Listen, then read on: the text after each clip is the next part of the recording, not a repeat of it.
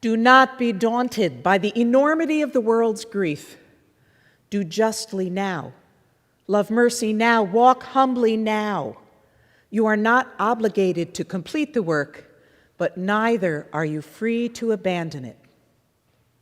That's from the Talmud. I wish it need not have happened in my time, said Frodo. So do I, said Gandalf, and so do all who live to see such times. But that is not for them to decide.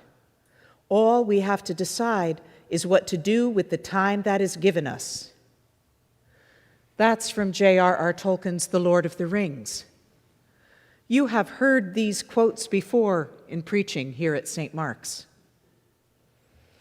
I say to you this afternoon that I would rather die on the highway of Alabama than make a butchery of my conscience. That's from Martin Luther King Jr.'s autobiography for what he said before he set out to cross the bridge at Selma.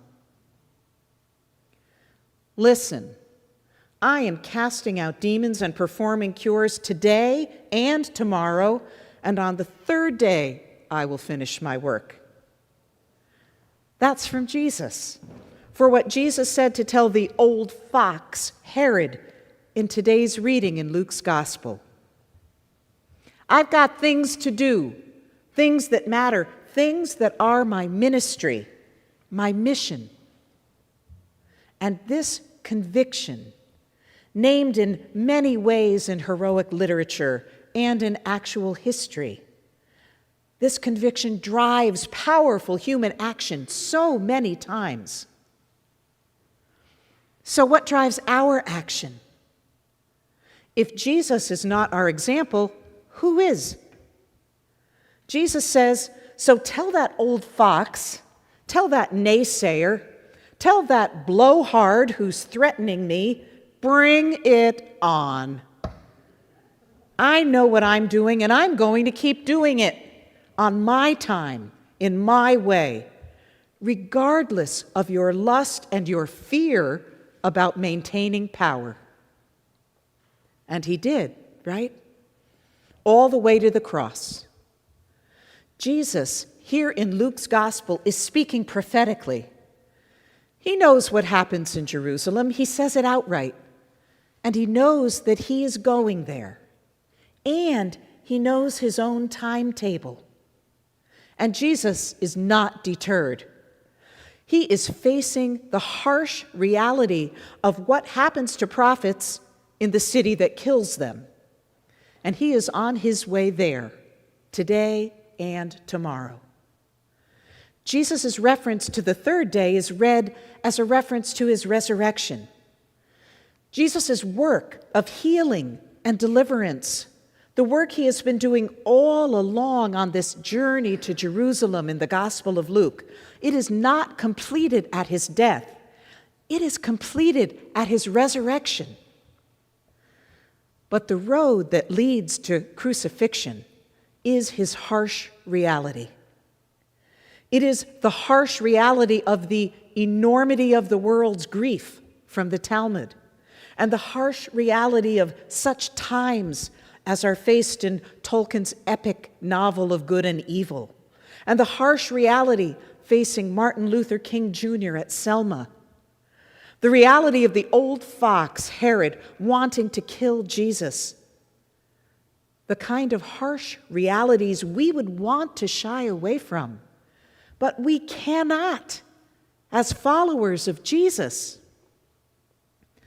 The eminent preacher and theologian Frederick Buechner said, "The trouble with steeling yourself against the harshness of reality is that the same steel that secures your life against being destroyed secures your life also against being opened up and transformed by the holy power that life itself comes from. You can survive on your own. You can grow strong on your own. You can even prevail on your own. But you cannot become human on your own." That, right? That's what I'm talking about today. That is what today's gospel rings forth to us. becoming the fully human child of God, the image of God that we are meant to be. Yeah, you can put your allegiance to securing your safety, securing your fortune, at least to some extent, by aligning yourself with power that only lusts for more power. You might even get a corner office.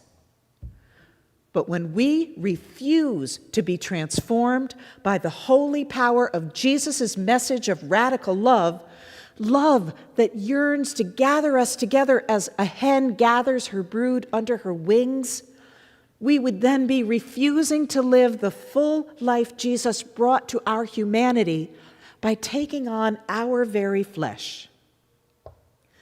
Because even in Jesus' sharp answer to the Pharisees about the old fox, Herod, Jesus' full life was not about bringing a raised fist here. Even as he calls Jerusalem the city that stones and kills the prophets, he cries out not in anger or retribution, but in lament, filled with compassion. How often have I desired to gather your children as a hen gathers the brood under her wings? It breaks God's heart that they were not willing. It breaks God's heart that we sometimes are not willing. Christians must take the risk with Jesus toward the fox and walk there, transformed by the love in that lament. The Pharisees, in telling Jesus that Herod wants to kill him, were not most likely concerned about Jesus' welfare, but about the disruption to them that his presence in Jerusalem would bring. Well, love is a disruption in a world of cockamamie division and power lust. And so we must disrupt and put our love and our hearts on the line. We must put our resources on the line. We must put our own comfort on the line. We must face what is going on in the world as Jesus did and does, and bring transformational, steel-girded love to the world's needs. That means paying attention and acting with intention. And I absolutely acknowledge for myself as well that there's a balance between immersing ourselves in the news and being overwhelmed to the point of inaction and paying attention. But do you know this song from the 80s? Hey now, don't dream it's over. Lots of people cover it. Well, it came on my playlist the other day when I was driving in my car, and I definitely felt convicted by the lyric. In the paper today, tales of war and of waste, but you turn right over to the TV page. Friends, we can't be that guy either, right? We can't just turn past the headlines to the TV page. Jesus said, listen, I am casting out demons and performing cures today and tomorrow. He is doing the work of his mission. So our mission as his followers is to do our work in the ways that are possible for us. We have to find our individual appropriate balance that pushes us and keeps us on this walk with Christ, our hearts full of lament and full of fire of compassion and fire of action. Now, there's no one right answer that someone can just hand you about what that should look like for you. There's a rapid response to ICE training happening in our parish hall this afternoon. Our youth are making Know Your Rights cards. My friend completed a GoFundMe for a transgender young man who lost his health care in the midst of his surgical procedures.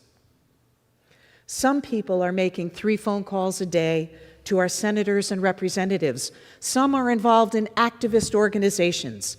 Some of us are sending financial aid to immigrant rights organizations and to humanitarian aid organizations. Some of us are politically active. Some of us are listening compassionately to folks we know who are under threat and are distressed. Any of that, many other ways, all of it. How we speak and act as Christians is crucial. Yes, in a dire way, I would say, in these times. But I would also say, when is it not these times for so many of our neighbors?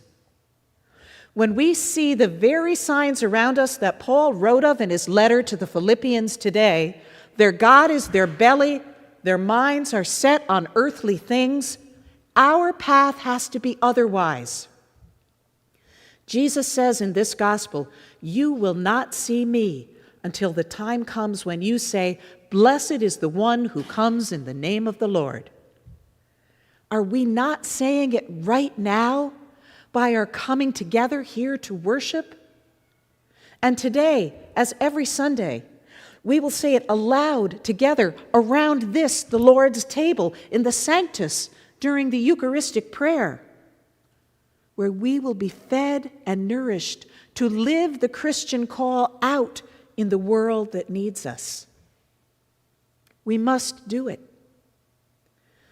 Since I'm quoting a lot of people today, I turn to Elie Wiesel, the Holocaust survivor, author, and Nobel Peace Prize winner, who said, "For evil to flourish, it only requires good men to do nothing."